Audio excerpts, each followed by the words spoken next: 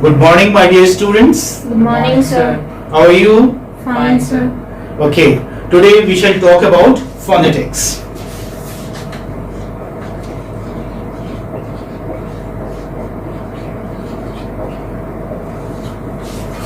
Well, the word phonetics comes from the Greek word phone. Now, phone is a very familiar word with you all. What does phone mean? Phone means sound, like you have telephone. Telephone, that means sound from a distance. Okay, so the word phonetics comes from the Greek word phone, which denotes sound or voice. Phonetics is a branch of linguistics and it deals with production, combination, description and representation of sounds of human speech. Remember, human speech I am talking about. Okay, human speech. We are concerned with the human speech only. So I repeat, phonetics is a branch of linguistics that deals with production, combination, description and representations of sounds of human speech. Since it is a scientific study of human speech, it is more popularly known as the science of pronunciation. So what do we learn in phonetics? We learn pronunciation. Okay? So if you are really working hard and keenly trying to understand these symbols, these IPA symbols, I am sure you would be able to improve your pronunciation. So therefore, my dear students, if somebody asks you what is phonetics, then you may say that phonetics is the study of speech sounds. It is a science of pronunciation. Okay? So you understand what is it? Phonetics is the study of speech sounds, and it is the science of pronunciation. Science of pronunciation. Science of pronunciation. Is that fine? Yes, sir. Well, some students ask me, what's the need of studying phonetics? Why should we study it? Okay? So, if I ask you how many letters are there in the English alphabet? 26. 26. Well, the English alphabet, as you know, has only 26 letters. However, there are 44 sounds, and some letters sometimes are not pronounced at all. Why? Because they have a silent existence. So, can you tell me one or two words which have a silent existence? Honest. Honest, for example. Now here H is silent. And one or two more words? Walk. Walk, okay, walk. What is silent here? L is silent. For instance, talk. L is silent. So this is not the case with the Indian languages. For example, Urdu and Hindi. Whatever we write, we speak, and whatever we speak, we write. So that is why, it is very baffling for the second learners of English language. Why? Because some words are silent, and some letters of English alphabet have different sounds. So moreover, a huge number of words are borrowed into English from different other languages like Greek, Latin, Italian, German and French and many other languages.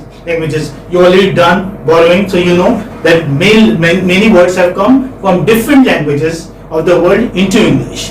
And it is quite obvious that in many cases the languages of origin influence how the words are pronounced. For example, now I take a word. This word you already know, you have studied this also while we were studying about fiction writing. Okay? Yeah.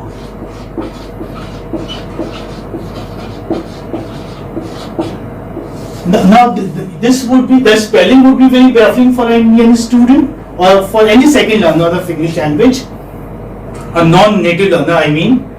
Even the pronunciation would be very baffling. Because what is the pronunciation? Denuma.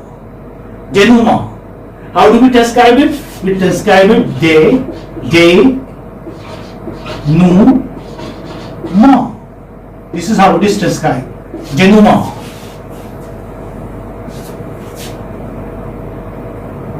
Do you understand this? Yes, sir. And like one who doesn't know the pronunciation might say denouement, which will be very absurd, very awkward, very weird. So this is not the case with Hindi, Urdu and other languages that we have in India, that are spoken in India. What we write, we speak, and what we speak, we write. Therefore, to solve this vexing issue, the International Phonetic Alphabet, remember this is very important. These symbols, which I have written here, they are IPA. IPA, International Phonetic Alphabet. International Phonetic Alphabet. Remember this always. Although, as we discussed, that there are 26 letters in the English alphabet, whereas there are 44 symbols, that is 44 IPA symbols. In International Phonetic Alphabet, how many symbols do we have? We have 44. Out of 44, 12 are vowels, 8 are diphthongs, and 24 are consonants. Okay?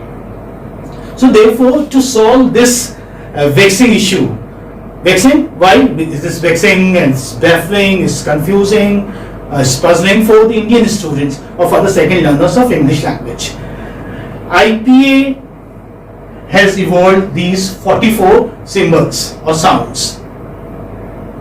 The IPA provides a symbol, you may call it phoneme as well.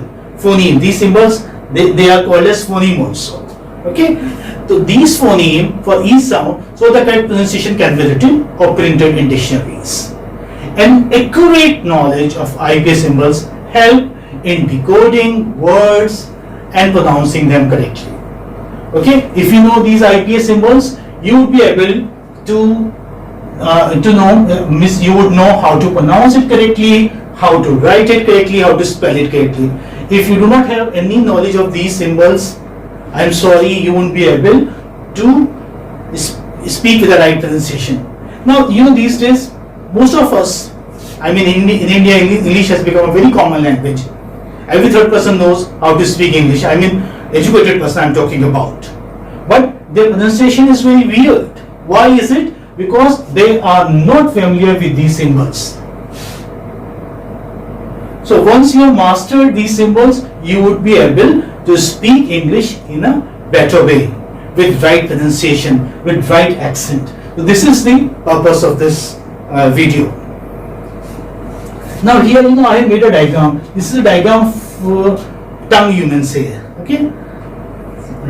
Say diagrammatic representation of tongue. This is what it is. So this is front of the tongue, this is central part of the tongue, and that is back part of the tongue.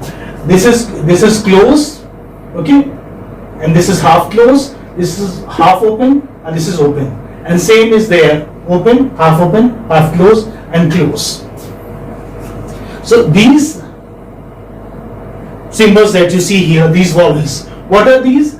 How many are there? There are 12 in total, and these symbols or these phonemes are vowels. They are the vowels that we have in IPA. So what I am trying to say, that these are the front vowels, these are the back vowels, and the one which you have there within this green portion, okay, green lines, they are the central vowels. This is, what is it? This is diagram of a tongue, diagrammatic representation of tongue. And sometimes in exam you have, say, three-term description of these symbols. Suppose you are asked, for example,